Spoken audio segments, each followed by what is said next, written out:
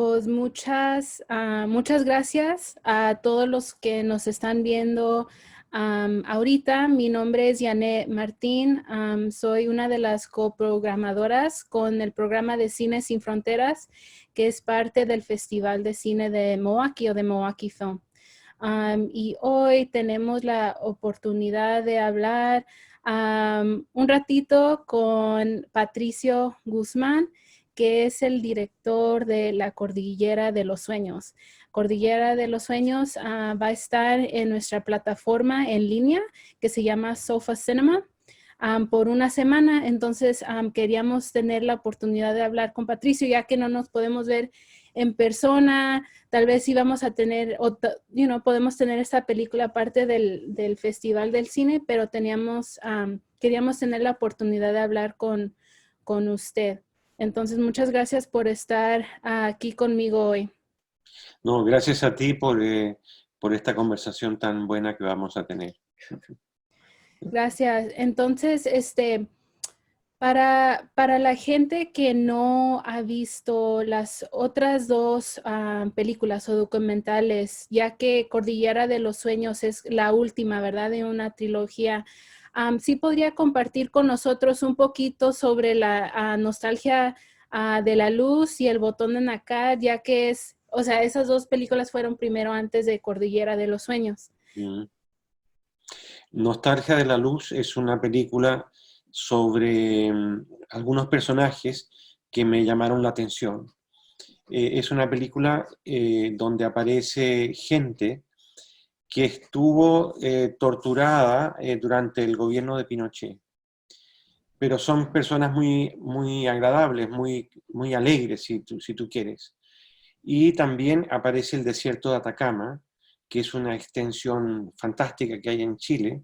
Es un desierto enorme, completamente plano, donde hay momias, donde hay valles desconocidos, donde hay puntas de flecha y huellas del pasado.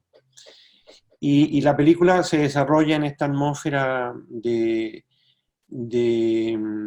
cuento, porque además en este enorme desierto hay un observatorio gigantesco que se llama ALMA y que está en pleno desierto, de donde los astrónomos miran las estrellas. Entonces, los astrónomos miran el pasado mirando las estrellas, las mujeres miran el pasado buscando los restos de sus desaparecidos y los arqueólogos buscan también el pasado del desierto. Son tres búsquedas del pasado histórico de ese territorio. Es una película muy entretenida y se las recomiendo. Y El botón de nácar es otra cosa distinta, es una expedición al sur de Chile. En el sur, Chile se disuelve en miles de islas y se dispersa en el océano. Y en esa zona tan rara vivió una raza de indios maravillosa que se llaman los Cahuéscar. Y solamente queda una sola mujer sobreviviente. Era una raza de gente navegante y mágicos, eran gente estupenda.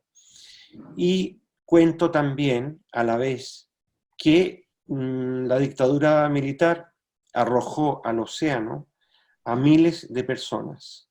Entonces, a través del mar se reúne la memoria de Chile. Eso es más o menos, en grosso modo, la historia.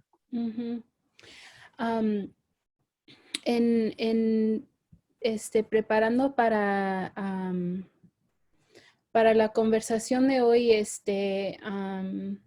leí que el regreso a Chile para usted para hacer el documental de la Cordillera de los Sueños fue 46 años después de que usted fue exiliado bajo el dictador, ¿verdad? De Pinochet. ¿Podría compartir un poquito con nosotros la experiencia de poder llegar a su tierra natal después de una experiencia de no poder regresar, ¿verdad? Y cómo es que fue esa experiencia como cerrando esta historia, tal vez una etapa de su vida, no sé. Mm. Bueno, salí de Chile el año 73, al finales del 73. Pero a pesar de esta larga ausencia, he ido siempre a Chile cada año o cada 2 años. Al principio, durante el gobierno de Pinochet, solo fui una vez, pero después he ido una vez al año o 2 veces al año. Es decir, nunca me he desvinculado realmente de Chile. No puedo, porque me interesa mucho el tema, me interesa la historia de ese país y vivo en Francia, antes viví en España y también viví en Cuba, pero siempre he estado vinculado a mi país. Nunca me he podido ir porque todas mis películas tratan de lo mismo. Ujú, Entonces, una reiteración constante, volver a Chile. Lo importante no es vivir dentro, lo importante no es vivir en alguna parte, lo importante es que tú tengas unos recuerdos y una manera de pensar relacionada con un lugar. Vivir en el sitio puede ser hasta aburrido, es mejor moverse, pero siempre estás con la cabeza en un lugar, puesto que tu temática viene de ese lugar, y ese es mi caso. ujú, ujú. Le tengo una pregunta sobre eso, especialmente ahorita en estos momentos que estamos viviendo sobre, pues sí, el aislamiento, ¿verdad? O no poder interactuar con gente, no poder salir de las casas. Entonces, luego le preguntaré algo sobre eso. Para usted, ¿cómo podría describir qué es la cordillera para usted? Ya que la cordillera en el documental lo vemos como es un espacio, ¿verdad? O sea, su voz nos lleva en este terreno, pero para usted, ¿qué es el simbolismo sobre la cordillera? Primero es una muralla, primero te aísla, es decir, lo que tú ves en Chile todos los días es la cordillera. Es una muralla enorme que siempre está, en tu vida está ahí, está cerca de ti, está al frente. Santiago está enfrente de la cordillera. Y, y entonces es una frontera, es el fin. De ahí para adelante viene el mundo. Detrás de la cordillera está el planeta. Antes estás tú solo. Es una sensación de encierro la que se siente en Chile. Y luego es muy interesante lo que hay dentro de la cordillera. Es como entrar al interior de un gran animal, enorme, gigantesco. Y dentro, las piedras, los ríos, la nieve, las cavernas que hay, los recodos del camino, es una exploración fantástica. Es un misterio de la naturaleza que te atrae mucho. Y yo siempre tenía ganas de hacer algo de la cordillera y nunca lograba concretarme. Y hice una película del desierto, una película sobre los estrechos del mar en el sur, pero la cordillera que la tenía enfrente no, no, no me atrevía a entrar en ella. Y entré por primera vez hace 2 años y medio, cuando hice la película, bueno, un poco menos.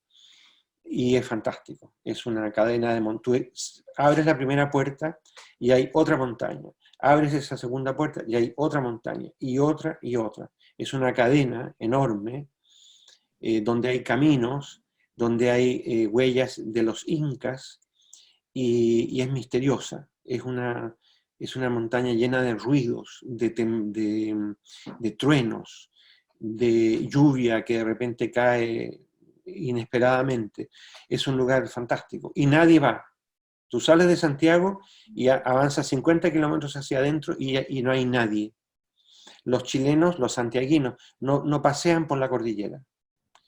Quizá da un poco de miedo, da un poco de temor, y la gente prefiere ir a la costa. Tú vas a la playa y está lleno, pero en la cordillera no hay nadie. Ujú. Y usted, ¿por qué, además de miedo, cree que hay alguna otra forma por la que la gente no explora la cordillera? Bueno, yo nunca he ido, entonces no sé cómo se siente estar frente a algo natural así de gigante, ¿verdad? Pero ¿cree que hay alguna forma, otra forma, digo? Yo pienso que hay falta de recursos. O sea, los caminos que hay son estrechos y puedes entrar con un jeep. con un 4, un todoterreno. Ujú, Pero un coche no puede ir por ahí porque es muy estrecho y peligroso. Si hubiese carreteras buenas, yo creo que la gente entraría encantada porque hay lugares muy agradables para ir un fin de semana. Pero como no hay esa, digamos que las autoridades nunca se han preocupado de abrir ese camino. Y no sé por qué, yo no me lo explico, porque es precioso, es muy bonito. Es cierto que hay lluvia, hay tormentas fuertes, hay nieve, pero la mitad del año está estupendo, se puede pasear. ujú. Para usted, ¿cómo es que llegó a reflexionar en usar algo natural como esta cordillera, esta muralla, para atraer atención a esta historia de sufrimiento, de dictadura, de la política en Chile? Yo pienso que la cordillera es un espejo. Todo lo que pasa en el valle choca con la cordillera y vuelve hacia nosotros. Es una muralla que te recuerda el pasado. Es una muralla que está allí desde hace millones de años y que sabe más que tú de tu propia ciudad. Eso fue lo que me empezó a llamar la atención para entrar en ella y transformarla en la razón de ser de una película. Siempre cuando uno hace un documental, y una película en general, siempre hay que tener una idea central, hay una revelación en cada película. Siempre hay una idea principal que se impone. Y en este caso, el solo hecho de entrar a la cordillera ya es mágico. Hemos entrado en helicóptero y es increíble, bello. Y también hemos entrado con drones para volar entre los valles que son estrechos y peligrosos. En resumiendo, a tu pregunta, uno para hacer un documental tiene que tener una inspiración, una idea, una imagen y seguirla. Eso es todo. Es bastante simple, Ujú. no es complicado. Sí, muchas gracias. Tal vez para jóvenes, ¿verdad? Estudiantes del cine, am, que están explorando el poder del arte, de la cámara, ¿verdad? Que ahorita se encuentran aislados, ¿verdad? Y aislamiento en diferentes formas, ya si es en casa, si es con proyectos, cosas así por la pandemia que estamos viviendo ahorita. ¿Tiene algunas palabras de sabiduría o sea, jóvenes que están tratando de explorar pues sí, esta herramienta, ¿verdad? Y ahorita estamos viviendo algo, pues que no hemos visto en más de 100 años, ¿verdad? ¿Tiene algunas palabras? Sí, para crear una película o crear una poesía, una novela, solo hace falta ponerse de acuerdo dónde está tu tema central. Si tú tomas una mesa, por ejemplo, y la llenas de cuadernos o la llenas de objetos que te gustan y con una cámara vas filmando lo que hay arriba de la mesa, puedes hacer una película. Puedes hacer una película recorriendo las paredes de tu casa, los muros, recorriendo el jardín, si hay jardín, o bajando por la escalera o subiendo. Tú puedes transformar tu casa en un planeta lleno de elementos para contar una historia. Del mismo modo como puedes imaginar personajes que no existen con fotografías, con dibujos. Digamos que si tú quieres crear algo, no importa dónde estés, te entretienes inmediatamente en el lugar donde estás, aunque sea estrecho, aunque sea pequeño, aunque sea monótono. Es cuestión tuya, es cuestión de dónde poner la cámara.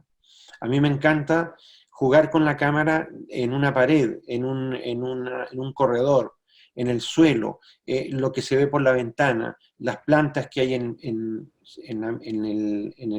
dintel de la ventana. Digamos que tú puedes inventar cualquier cosa con lo que hay alrededor tuyo.